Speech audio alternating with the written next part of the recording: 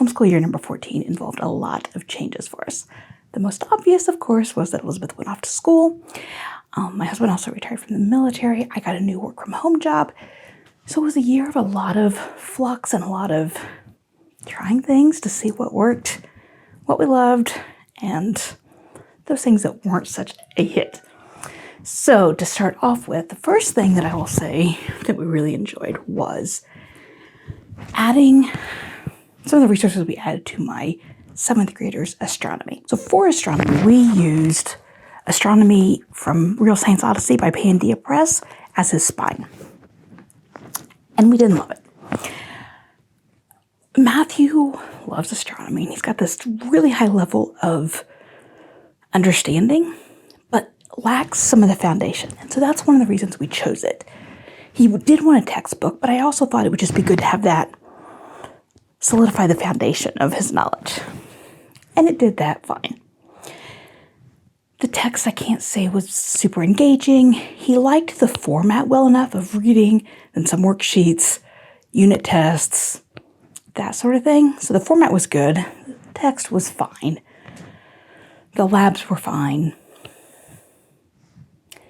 All in all, it was fine. One of the problems was that it is about a 12-week program. Well, over a school year, that's not going to be enough. So we added a lot of supplements. That we enjoyed. So we did a variety of things.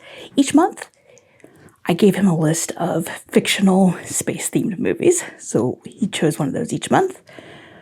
I created a playlist of different episodes, space-themed episodes from various podcasts. And 3 or 4 days a week, he would listen to one of those. That was a huge hit. He loved those.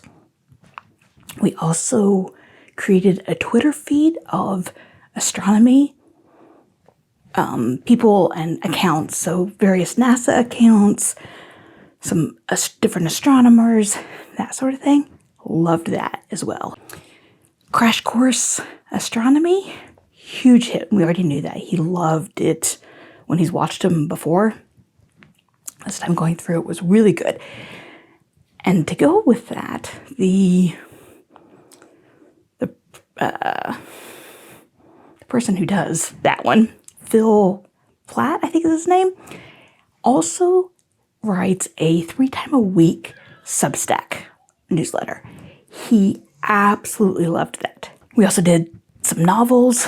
We did maybe 5 or 6 different novels, grabbed some free ebooks from NASA. So whether or not you are doing an astronomy, in which case I would definitely check out all those resources, or not, I encourage you to think beyond the curriculum itself. What else can you add in? What podcasts can you find? What novels can you find? Even if they are fictionalized versions of whatever the topic is, there's still that relationship and adding a little something different to your days. Next thing that we really loved was having lessons planned out for us from Build Your Library. I can't tell you how much that took off my plate this year. As I've shared before, for history and science, I've pretty much put it together every year, always. I've also created their reading lists,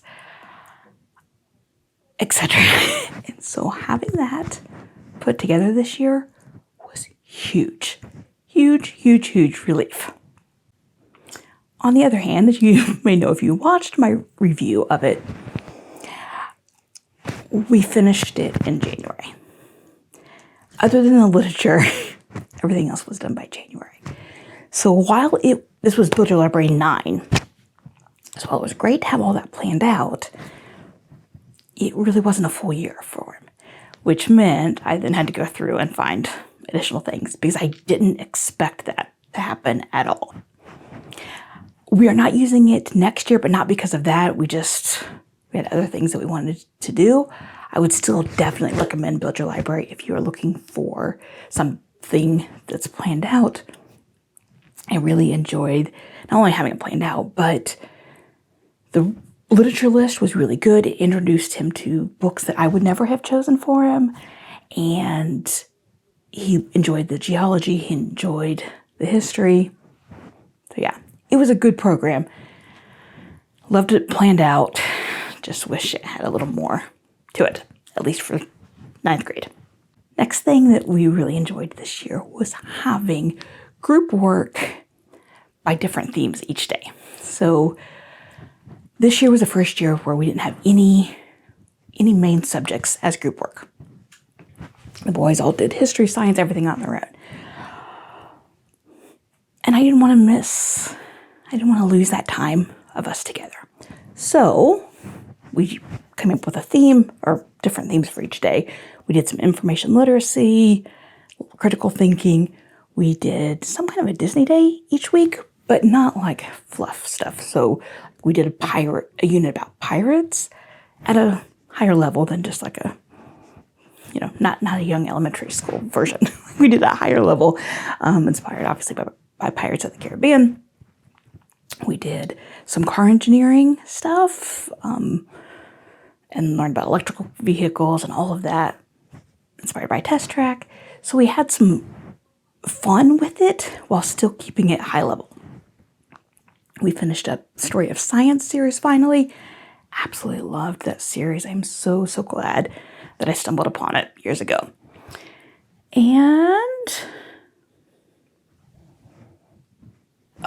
we also did some history of Christianity. We learned about different denominations and how the history of them, how they branched off from each other, historical events that were happening that influenced the church, that sort of thing. Next year, we'll do something similar. I don't know what it's going to break down as.